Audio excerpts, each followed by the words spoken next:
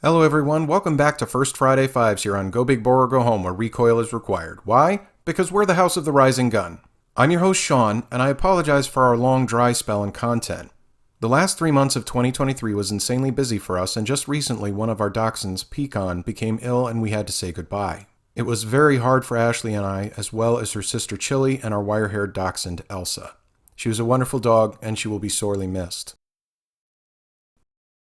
This month, I wanted to discuss something that came up in the comments section of our last First Friday Fives, where we talked about potential Alaskan trail defense calibers.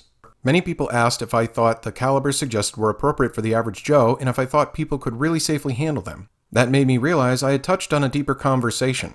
Before embarking on anything new, it is wise to consider what you are about to undertake and what preparations you should be making. So this month, we're talking about the 5 things you should do before packing a big bore revolver. Please keep in mind that this is not advice but guidelines that should assist in packing your big bore, and I'm coming from the perspective that they are most commonly carried for wood/trail defense. Now, let's get into the details. Number 5. Choose a caliber that you are comfortable with and suits your purpose. This was something I saw people discussing in the comments. What caliber you are shooting should be mainly dependent on your ability to shoot and get back on target accurately and comfortably. Yes, you need a cartridge that is suited to the purpose, but if you can't hit the broadside of a barn with it, then it's just more power to miss with. And if it flies out of your hands after the first shot, you had better hope you hit the target. In short, it's important to be able to handle the cartridge you're carrying. At 6 feet 2 inches tall and weighing well over 200 pounds, there is little I can't control. But not everybody is Sean-sized, and that needs to be something you consider. There's a reason my wife Ashley carries nothing bigger than a .41 Magnum, as that's her comfort limit. If you're 5 feet 8 inches tall and 165 pounds, that .454 Casull might not be for you. And that's something only you can decide. Other factors like experience, wrist strength, and potential injuries in your hands or arms are unique to the individual. You don't want a big bore revolver that has too much gun for you. That said, you also need to make sure that you are packing something suited to the task at hand. It goes without saying that you don't need something like a .44 Magnum to handle some trail critters like coyotes, wolves, or even mountain lions. So why deal with the extra weight and recoil if you don't need to? But I had some folks asking about carrying smaller and easier to control cartridges, but using ammunition more suited to the task. I think that can be a good choice. A gunsmith buddy of mine said he really cannot control a .454 Casull, but has no trouble with a .44 Magnum with the +P+ loadings. So for him, that's his Alaskan trail gun. And I think that is a good choice for him. But in the comments, someone asked if carrying a 9mm handgun with the Buffalo Bore Outdoorsman ammo in Alaska could be a viable alternative. My thoughts? Are you crazy? Are you out of your mind?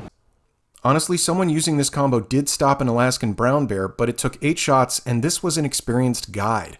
I call that pushing your luck at best and gambling with your life at worst.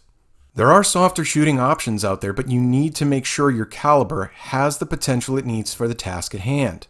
Like the guide I mentioned, you could potentially stop a big bear with a 9mm, but is that a risk you want to take?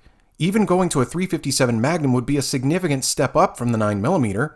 You don't want to carry too much gun, but you also want to make sure you have enough power for the job. Otherwise, like my realistic first choice for trail defense, I'd recommend moving to a rifle instead. Number 4. Choose a revolver platform and set up your revolver for you. Okay, so you figured out what caliber is for you. The first decision is set. Now what?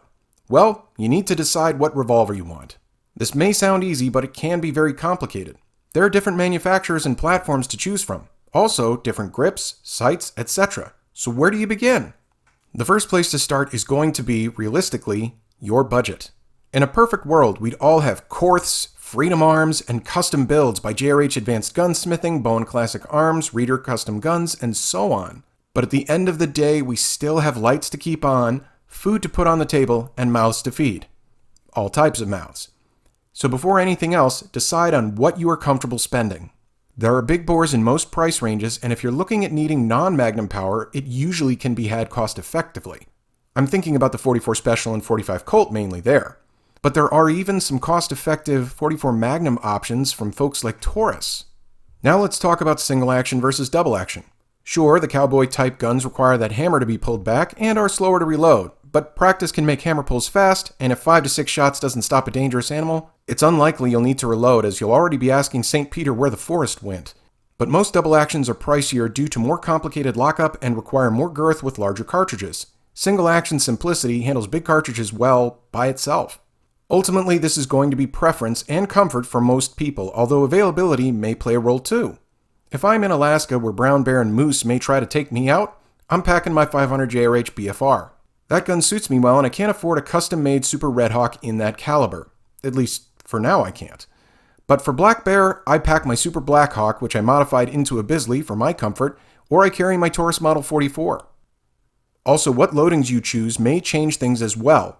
If you want to carry a 44 Magnum and use Buffalo Bore's famous 340 grain plus P plus loadings, they are too long for Smith & Wesson revolvers, and you'll want to look at Ruger's Red Hawk, Super Red Hawk, and Colt's new Anaconda. And your personal size may play a factor too. An X-frame Smith on my buddy who is 6'6" is nothing to him, but on my other friend who's 5'7", this is going to weigh him down. And a shorter barrel is easier to draw, so that's another factor to keep in mind. When choosing your specific revolver, you should consider budget, the ammunition you're using, overall size, and comfort. These will contribute to you carrying the gun comfortably and in an emergency, shooting it accurately. Number 3. Choose ammo that appropriately suits your need. This one is something I feel like a lot of people overlook. When you're up against a threat, you need to know what works best against that threat. There are many choices to choose from, and a lot of people seem to forget to tailor their ammunition to their needs. This baffles me as I see people carefully select loads for defense in a person-to-person conflict and choose the right type of hunting ammunition to give them the best chance of bringing home game, but they throw in whatever they have for trail defense. You would think surviving an encounter with an animal that is angry, starving, and/or rabid would motivate more critical thinking.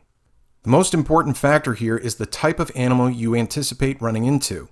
When I go into coyote and mountain lion territory, while they are not exactly soft or lacking muscle, a good hollow point or even ball ammunition will probably suffice. The hides aren't too thick, and neither are the muscles or bones. But head into bear country and that's going to change. Bears have very thick hides, dense muscle structures, and rigid, tough bones. This is an animal that is going to require you pick a good, hard bullet that can really create deep penetration.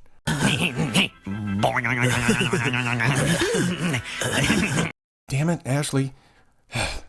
Here's where bullets like hardcast lead and monometal really can be fantastic. They will go through tough flesh and break bones, and if you get a good jacketed soft point like those from manufacturers like Hawk, you can get some serious penetration and expansion.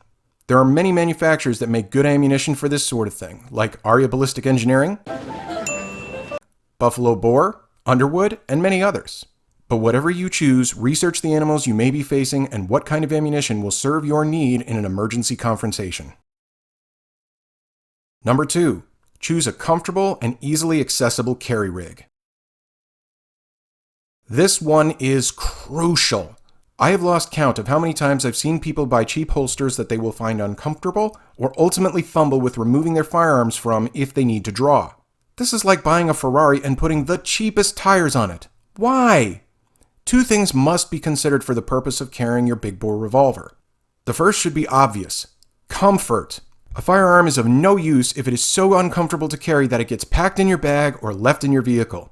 If you've got that revolver on your waist, where's it comfortable to carry? Strong side or cross draw? And do you like it in front of your hip, on your hip, or behind your hip?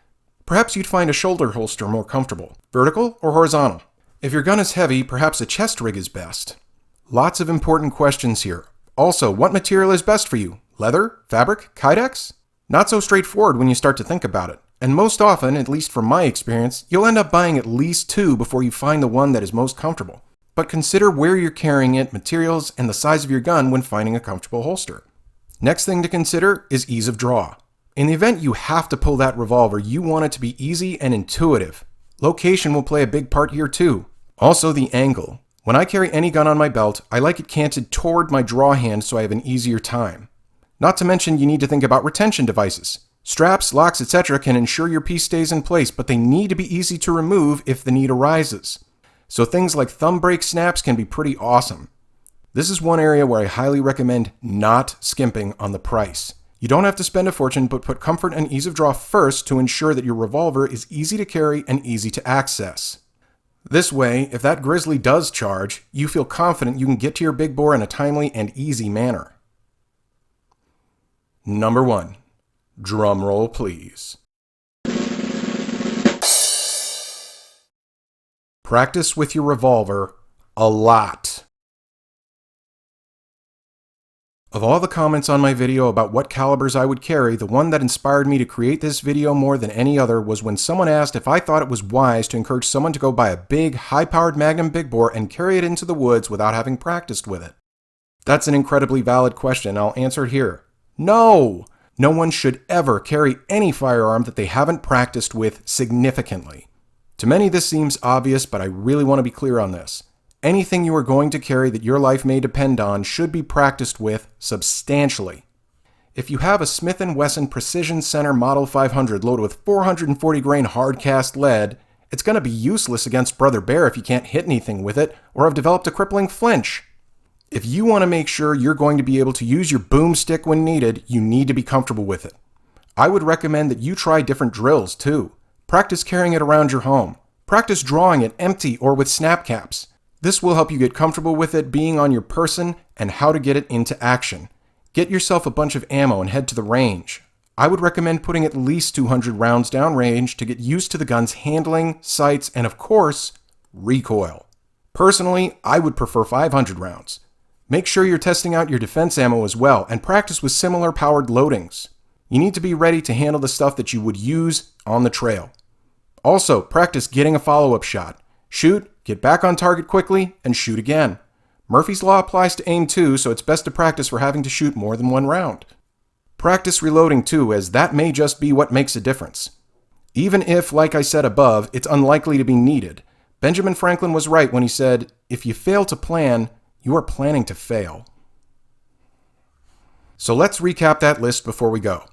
Number 5, pick a caliber that is right for you and right for the task. It needs to be up to the task, and you need to be up to handling it. Number 4, choose a platform and a setup that's right for you. Find the revolver that suits you and get the grips, sights, etc. that make it a good choice for you specifically. Number 3, get the right ammo. Select what is best suited to the wildlife you may encounter. Number 2, select a competent carry rig. On the belt, shoulder, chest, or other, make sure you're comfortable and have easy access. And number 1, practice, practice, practice. The more you learn to carry, draw, and effectively shoot it, the better prepared you are for an emergency with dangerous wildlife. Thank you all for watching, and I hope you enjoyed the list. Do you agree? What do you think are the most important things to know and do before you carry a big bore revolver? Leave your opinions in the comments section, as it's always great to hear people sharing their thoughts. If you enjoyed the video, please like and subscribe it, as it really helps us out on the channel. If you didn't enjoy it, we thank you for making it all the way to the end. And remember, go big bore or go home.